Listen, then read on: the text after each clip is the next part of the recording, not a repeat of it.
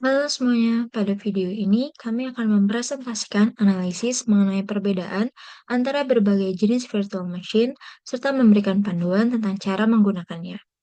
Pertama, perkenalkan saya Fania yang akan menjelaskan analisis perbedaan antara beberapa VM dan bersama teman saya Etelin yang nanti akan membantu kita melalui tutorial penggunaan salah satu VM pilihan kami. Pengembangan aplikasi membutuhkan software yang mampu berjalan pada berbagai sistem operasi untuk memberikan fungsionalitas optimal kepada pengguna. Tantangan seperti keterbatasan perangkat fisik dan risiko instruksi berbahaya dapat diatasi dengan menggunakan virtual machine.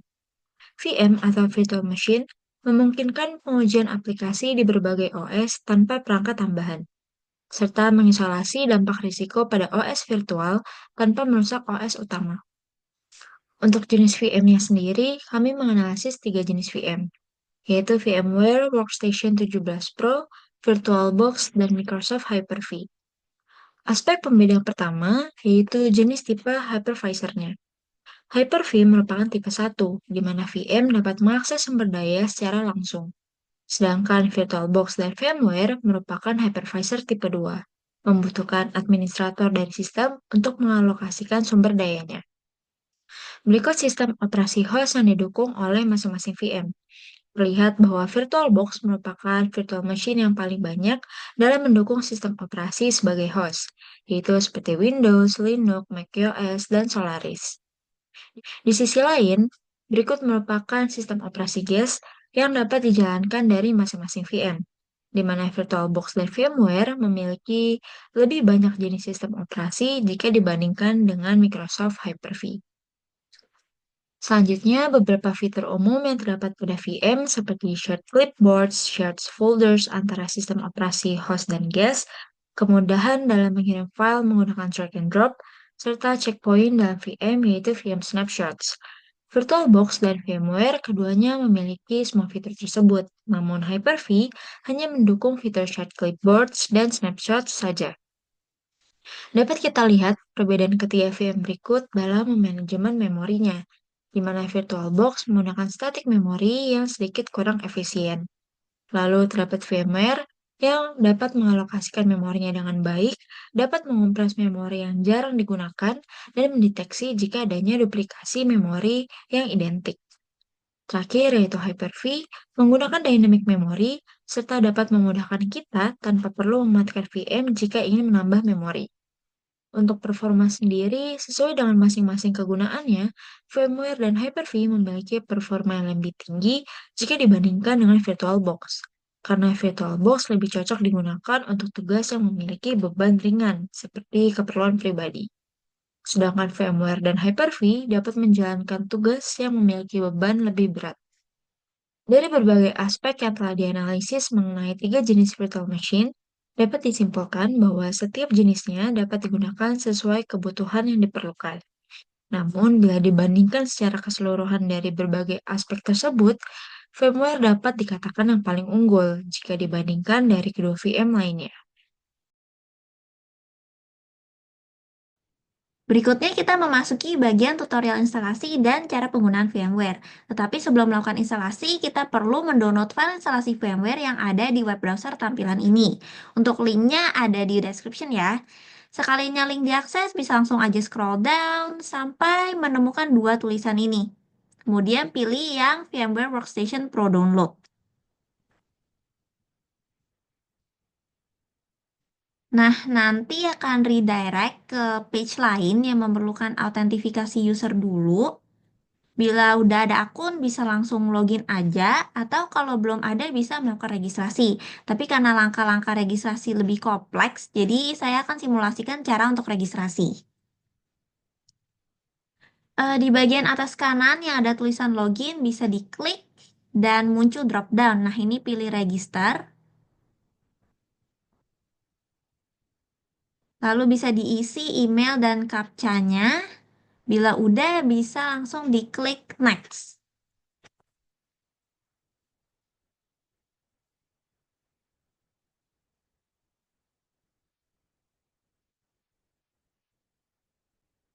Nah, ini juga butuh verifikasi email ya, jadi bisa dibuka emailnya dan masukkan nomor verifikasinya.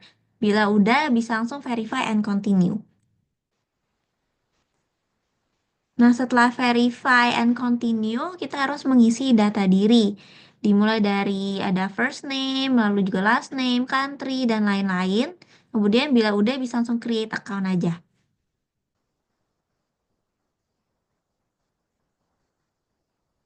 Setelah create account, kita bisa langsung scroll down aja. Lalu pilih button yang paling bawah, yang I'll do it later. Diklik, kemudian nanti akan ke sebuah page baru. Nah, ini di close aja. Nah, page-nya akan seperti ini. Ini kita harus melakukan login kembali dengan email yang sudah kita registrasi sebelumnya.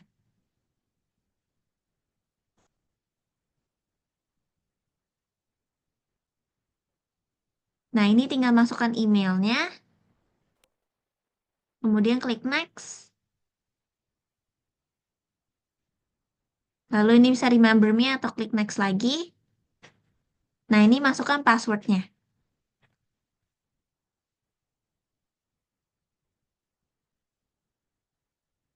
Lalu klik sign in.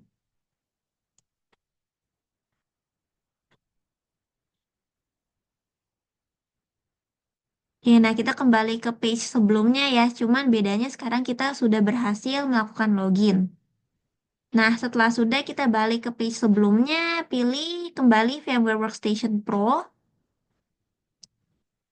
Lalu kita sudah berhasil ada di page untuk download. Nah, ini ada untuk Windows dan Linux ya. Kita pilih yang Workstation Pro 17 karena saya pakai Windows, jadi saya pilih Windows, kemudian pilih yang 17.6.1.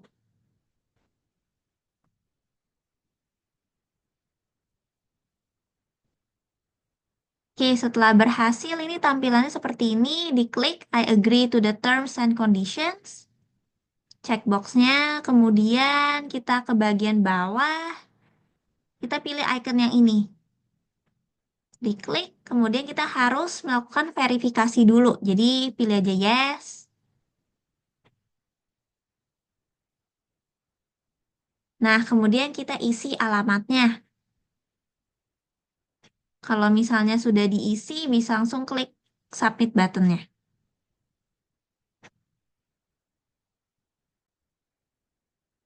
Setelah itu kita kembali dan klik lagi icon yang seperti sebelumnya. Nah, sekarang sudah mulai ya proses downloadingnya dan kita tunggu sampai selesai. Setelah proses download sudah selesai, bisa langsung run file yang telah di-download. Nah, kalau ada pop-up seperti ini, maka klik next. Lalu ini terms and condition bisa dicek, I accept buttonnya, lalu next lagi. Kemudian ini juga bisa diganti Pak tempat penyimpanan VMware-nya ya. Tapi kalau saya akan secara default, lalu next. Ini next lagi. Nah, ini juga bisa dipilih antara mau ditampilkan di desktop atau start menu, lalu next. Nah, setelah itu kita bisa klik button install. Lalu kita tinggal menunggu sampai proses instalasinya telah selesai. Nah, setelah tampilannya sudah berhasil seperti ini artinya VMware sudah berhasil terinstall di dalam komputer kita. Bisa langsung diklik finish button-nya.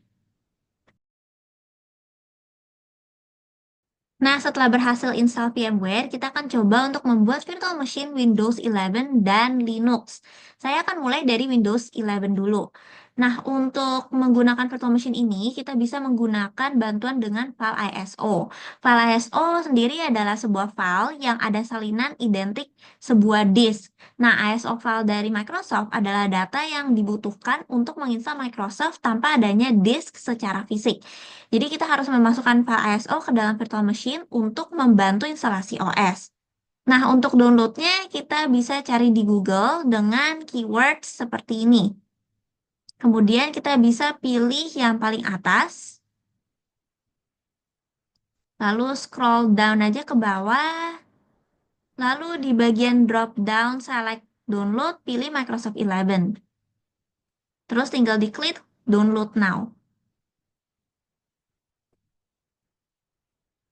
Nah, untuk regionnya bisa dipilih English karena nggak ditemukan Indonesia ya. Jadi saya pilih English yang United States, lalu klik button confirm.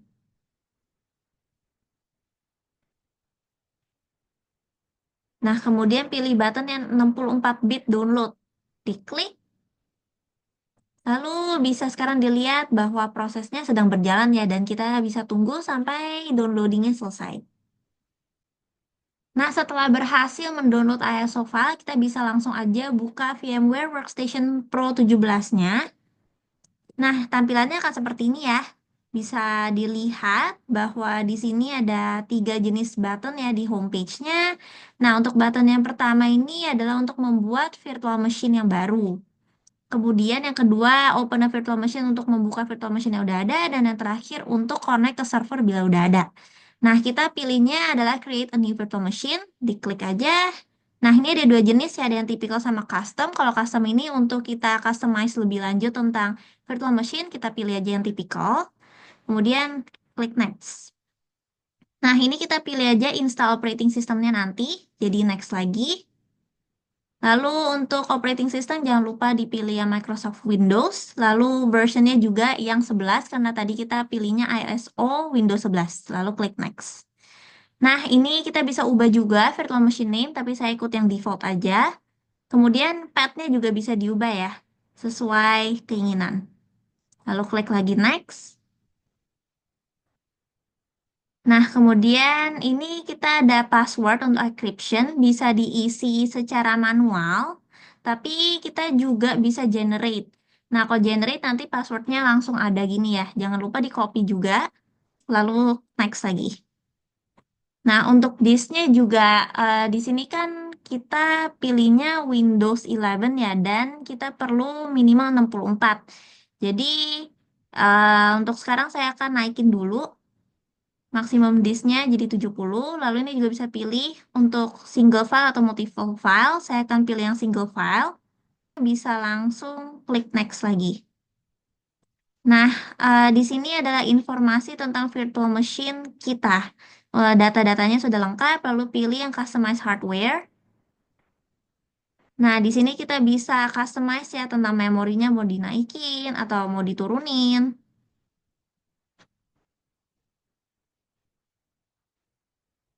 Nah, sekarang saya akan pilih yang 8 GB, kemudian di sini juga ada keterangannya ya, yang anak panah biru, hijau, kuning itu apa aja. Lalu kita bisa ke prosesor juga untuk menambah atau mengurangi prosesornya. Sini saya akan pilih 4 prosesor ya. Lalu kita ke CD. Nah, di sini kita akan memasukkan ISO file yang tadi kita udah download. Diklik aja lalu browse. Lalu kita ke tempat di mana kita menyimpan ISO filenya. Diklik. Nah, ini udah masuk karena udah ada tab-nya. Terus di sini juga ada network adapter. Nah, ini saya pilih bridge untuk bisa connect ke physical network-nya ya. Lalu ada juga USB controller, sound card, display. Dan ini bisa di-customize sesuai kebutuhan. Lalu bisa langsung di-close aja jika udah, lalu finish. Nah, ini virtual machine-nya udah terbentuk ya. Seperti pada layar di sini, ini ada informasi tentang device kita. Lalu juga ada 2 button ya, yang paling atas. Yang atas itu untuk power on, yang kedua itu untuk edit. Nah, ini kurang lebih tampilannya seperti yang tadi. Untuk memorinya, prosesor, hard disk, dan lain-lain. Kita juga bisa add atau remove ya hard disknya bila ada yang nggak dibutuhin atau perlu tambahan, misalnya floppy drive lah, atau ada hard disk yang tidak dibutuhkan juga bisa di-delete. Nah, ini saya akan nyalakan aja langsung virtual machine-nya.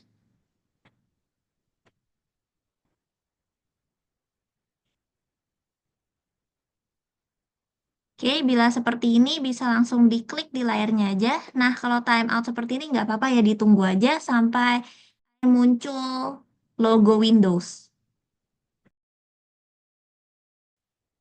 Setelah proses yang panjang tadi, berikutnya kita akan melakukan instalasi Windows 11 seperti pada komputer umumnya. Nah, untuk tahap ini akan saya percepat ya.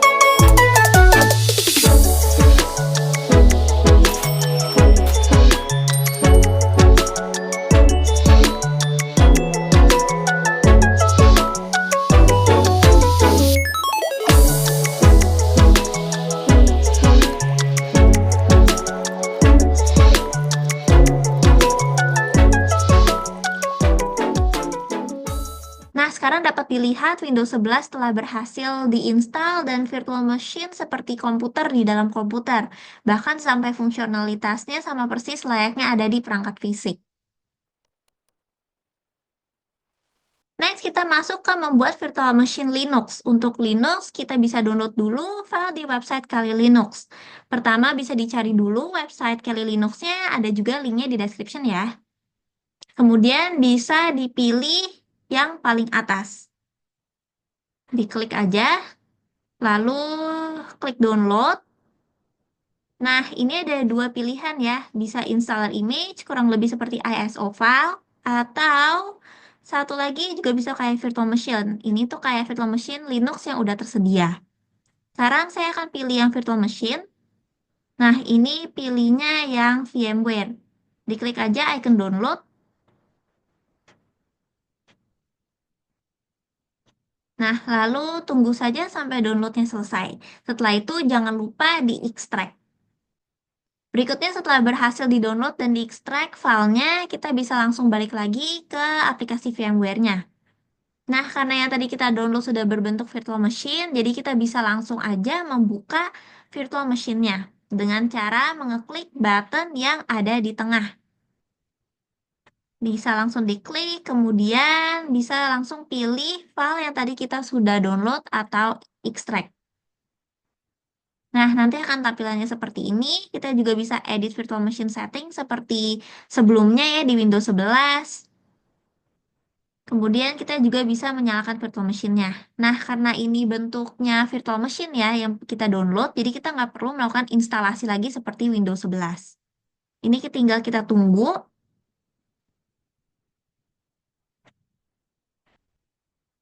Oke, nah untuk ini kita masukin aja Kelly untuk username-nya, kemudian password-nya juga kita masukkan Kelly. Nah, sekarang sudah bisa dilihat ya, seperti komputer Linux umumnya, kita bisa buka Firefox. Kemudian kita juga bisa melakukan aplikasi testing dengan cara masukin aplikasinya ke dalam virtual machine-nya, lalu melakukan testing apakah bisa berjalan di Linux atau enggak. Sekian analisis dan tutorial kami, semoga membantu.